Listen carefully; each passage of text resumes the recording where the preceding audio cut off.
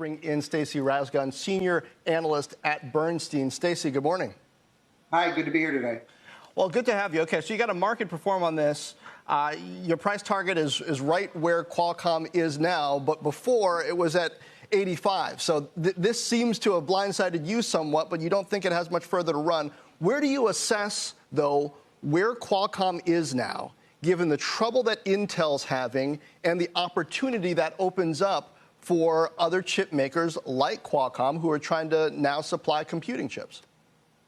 So are you talking about computing or mobile? Overall, talking about Qualcomm in general, Qualcomm's IP certainly has more value than some thought it did when the speculation was that its business model was on its last legs. Sure, and so let's talk about this. So obviously, people knew that the Huawei settlement was still outstanding. I don't think anybody was really thinking, just given everything that's going on in the geopolitical environment, that a Huawei settlement was going to be coming down anytime soon. So that was surprising. And if you do the math, I mean, it's a little over $200 million in licensing revenue coming next quarter.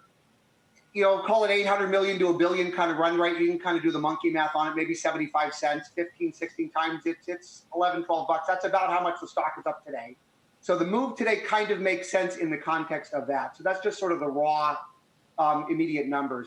I think to the point you're getting at, though, there's a broader, maybe more indirect thing here is, the only reason that I can really tell that Huawei would choose to settle right now is because of the changes that have happened on the regulatory front, the changes to the foreign direct product rule. Huawei can no longer have their own chips made for them at TSMC.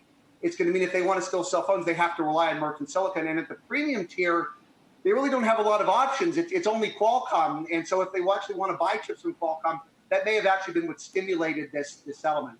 Qualcomm cannot sell chips to them just yet. They need an export license. They don't have that. But maybe that'll be something that hopefully is coming in the future. But in the meantime, it does kind of validate, Qualcomm's portfolio and their technology approach. Like if you actually do need the best chips for 5G and mobile technology, there aren't a whole lot of other options out there. Qualcomm's kind of it, and I would say that this settlement, kind of validates that. And Stacy, I mean, Qualcomm had been singing that little Orphan Annie song, "The Sun Will Come Out Tomorrow," for a couple of years, and a lot of people were saying, "Yeah, right, I'm not so sure." And now the sun's out. So, I mean, the story they have been telling about 5G, the amount of their IP that is in 5G, what their take was going to be profit-wise because of that, and now we see, in my interpretation, more consumers, more businesses valuing bandwidth, valuing technologies like 5G coming out of this pandemic. I mean, does that put some extra wind behind their sales and their credibility?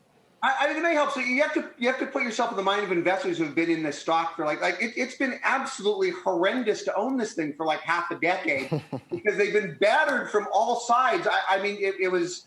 Even going back farther than that, but you have the Chinese who stopped paying them, and you have the massive, war with Apple and all of the different regulatory stuff, and the FTC. It's been whack-a-mole is really how it's been, right?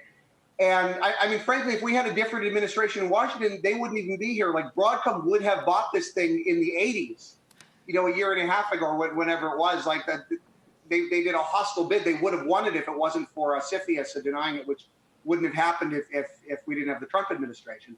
See, but you can kind of see where investor sentiment was. It was death to hold this thing forever.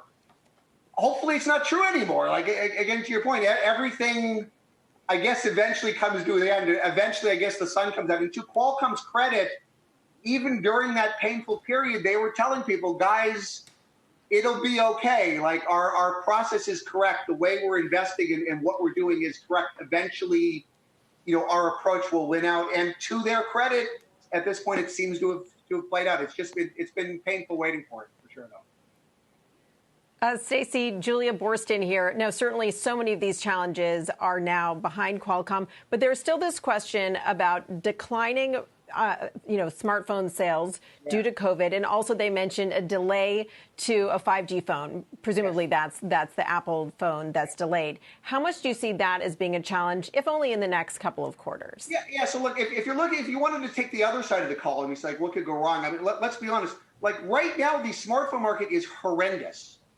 We're in the middle of a pandemic. But it's bad. And frankly, if you took Huawei, if they hadn't settled with Huawei, the forward guide actually would have missed by a good amount. I mean, again, it doesn't matter. Like Huawei is much more important than that. but they actually missed on chips in the current in the quarter that they just reported, and the forward guide ex Huawei is actually weak because the market's bad.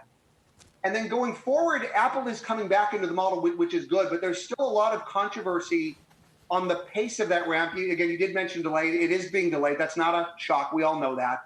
But there's a lot of controversy still on like the pace of what that Apple ramp is going to look like and the amount of content that Qualcomm is actually going to have in those Apple phones. And the street numbers currently still have a very steep ramp of revenues already in them. So it's not like it's not in the numbers. And the controversy just tactically over the next couple of quarters is actually going to be that, given the amount of upside that's coming from Apple, is reality when it's actually here going to match with that what's actually in the expectation state. So we don't know yet. We'll see.